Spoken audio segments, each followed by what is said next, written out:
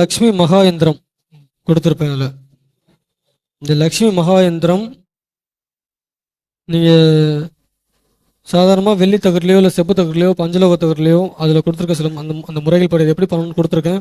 அந்த முறைகள் படி பண்ணி வச்சிட்டாலும் இப்போ அந்த காளி விநாயகருக்கு என்ன அந்த பவர் இருக்குன்னு சொல்லணும், அதே பவர் இந்த லக்ஷ்மி மகா சக்கரத்துக்கு இருக்கும். இது சாதாரணமாக நீங்கள் வீட்டில் வச்சுருந்தாலே பண பிரச்சனை இருக்காது.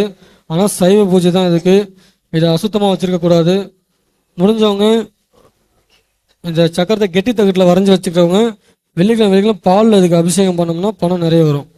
பாலில் அபிஷேகம் பண்ணணும். அபிஷேகம் பண்ண முடியாதவங்க ஒரு தடவை இதை நல்லா அபிஷேகம் மற்ற விஷயம்லாம் பண்ணிவிட்டு இந்த லக்ஷ்மி வசியமையை இந்த எந்திரத்துக்கு நடுவில் வச்சு இந்த எந்திரத்தை ஃப்ரேம் பண்ணி கூட மாட்டிக்கலாம். அபிஷேகம் பண்ண வேணாம் அப்படின்னு நினைக்கிறவங்க. சாதாரணமாக இதெல்லாமே மகா யந்திரம். இதுக்கப்புறம் இன்னொரு எந்திரம் அப்படிங்கிறதுலாம் கிடையாது. இதுக்கு மேலே இன்னொரு எந்திரம் இருக்கும். இதை விட இன்னும் கொஞ்சம் பவர்ஃபுல்லான விஷயங்கள்லாம் இருக்கும் அப்படின்னு சொல்ல முடியாது. இதுதான் லாஸ்ட் இதில். ஸோ இந்த லக்ஷ்மி எந்திரத்தை எப்படி பண்ணணும் அப்படின்னு டீட்டெயில்ஸ் இதிலேயே கொடுத்துருப்பேன்.